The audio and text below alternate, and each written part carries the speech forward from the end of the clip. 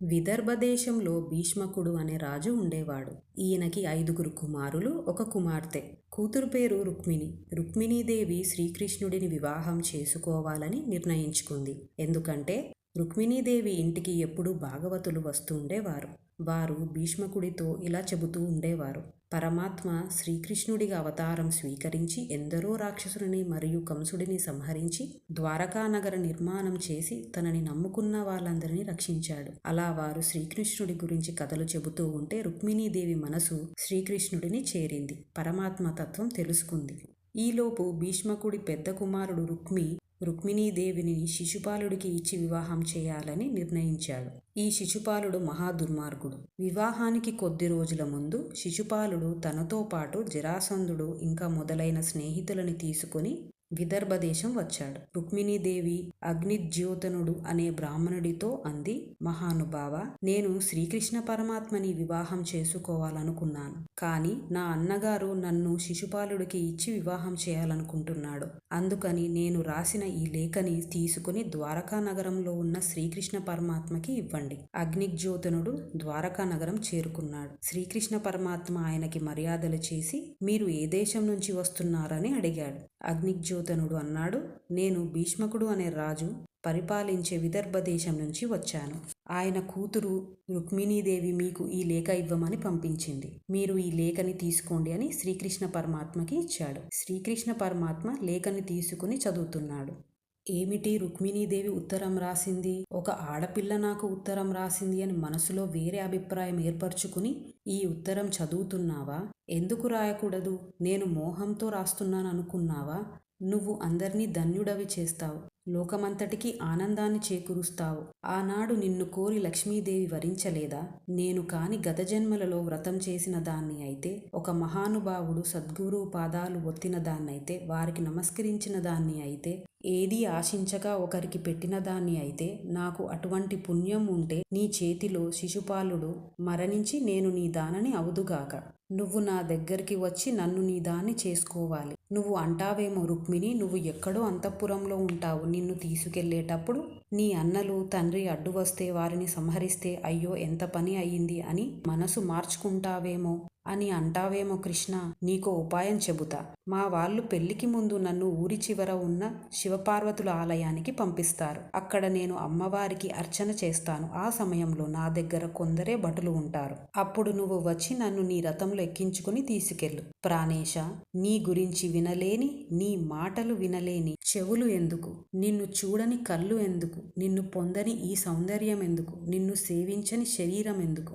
నిరంతరం నిన్ను కౌగిలించుకుని నీ మెడలో ఉన్న పూలమాల వాసన చూడాలనుంది. నిన్ను చేరుకోవాలనుంది. నువ్వు పురుష సింహంవి. సింహం తినవలసిన పదార్థం ఒక నక్క తిందామనుకుంటే సింహం ఎలా చీల్చేస్తుందో అలా నీకు చెందవలసిన నన్ను శిశుపాలుడు పొందాలనుకుంటున్నాడు. అందుకని స్వామి, నువ్వు వచ్చి నన్ను చేపట్టాలి. ఇది నా ప్రార్థన.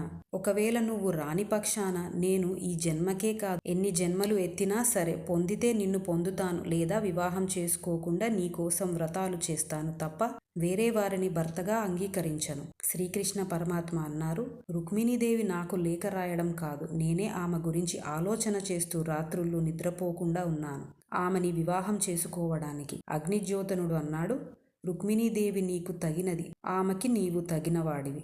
గురువుగా నేను ఆశీర్వచనం చేస్తున్నా. మీ ఇద్దరికీ వివాహం జరుగుతుంది. కృష్ణ పరమాత్మ వెంటనే బయలుదేరారు. బలరాముడు తమ్ముడు ఎక్కడికి వెళ్ళాడు అని అడిగారు. అక్కడ ఉన్నవారు అన్నారు: విదర్భ దేశంలో ఉన్న రుక్మిణీదేవిని రాక్షస వివాహం నుంచి తీసుకురావడానికి.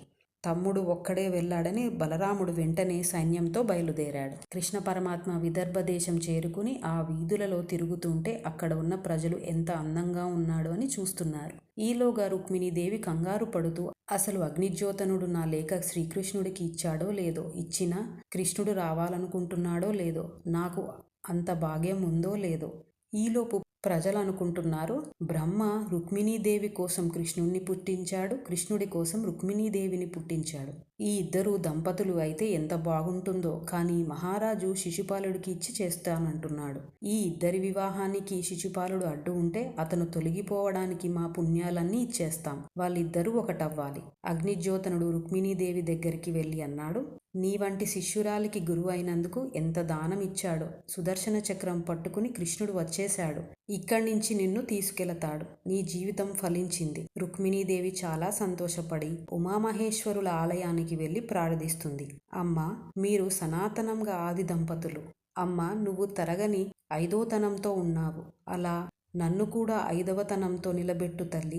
నిన్ను ఎవరు నమ్ముతారో వారికి నాశనమనేది లేదు. నువ్వు రక్షించి తీరుతావు. శ్రీకృష్ణ పరమాత్మ రథంలో పట్టుబట్టలతో చిరునవ్వుతో వచ్చాడు. రుక్మిణీదేవి పరమాత్మని చూసింది. శ్రీకృష్ణ పరమాత్మ రథంలోంచి దిగి రుక్మిణీదేవి చెయ్యి పట్టుకొని రథంలో తీసుకెళుతున్నాడు. అక్కడ ఉన్న భటులు స్పృహ కోల్పోయారు. కొద్దిసేపటికి లేచి, అయ్యో, కృష్ణుడు రుక్మిణీదేవిని తీసుకెళ్లాడు అని పరుగున వెళ్లి శిశుపాలుడు జరాసంధుడికి చెప్పారు. శిశుపాలుడు సైన్యంతో బయలుదేరాడు. శ్రీకృష్ణుడు సైన్యాన్నంతా సంహరించాడు. శిశుపాలుడు వెంటనే వెళ్ళి జరాసంధుడితో జరిగింది చెప్పాడు. జరాసంధుడు అన్నాడు, నువ్వు ఎంత అదృష్టవంతుడవి. కృష్ణుడి దగ్గరికి వెళ్ళి చనిపోకుండా వచ్చావా? పెళ్లి ఆగిపోతే ఆగిపోయింది, ఇంకొక అమ్మాయి దొరుకుతుంది, బ్రతికా అని సంతోషపడు. రుక్మిణీదేవి యొక్క అన్న రుక్మి శ్రీకృష్ణుడి రథం వెంట వెళుతూ అన్నాడు, నువ్వు గోపాలబాలుడవి, ఎక్కడో పుట్టినవాడివి, మందల వెనుక తిరిగేవాడివి. నీకు మా అమ్మాయి కావలసి వచ్చిందా? ఆగు, నిన్ను ఇప్పుడే సంహరిస్తా అని వెంట వెళుతున్నాడు. శ్రీకృష్ణ పరమాత్మ సుదర్శన చక్రం చేతిలో పట్టుకున్నారు. రుక్మిణీదేవి వెంటనే పరమాత్మ కాళ్ళు పట్టుకుని అంది, నేను కోరినవాడితో పెళ్లి అయిందని నా తండ్రి సంతోషపడాలా, లేక పెద్ద కొడుకు మరణించాడు అని విచారించాలా? నా అన్నకి ప్రాణభిక్ష పెట్టు. శ్రీకృష్ణ పరమాత్మ రథం ఆపి కిందకి దిగి, వీడిని చంపను, కానీ ప్రాణం తీసినంత పని చెయ్యాలి అని రుక్మి జుట్టు పట్టుకొని కత్తితో జుట్టు గడ్డం తీసేశాడు.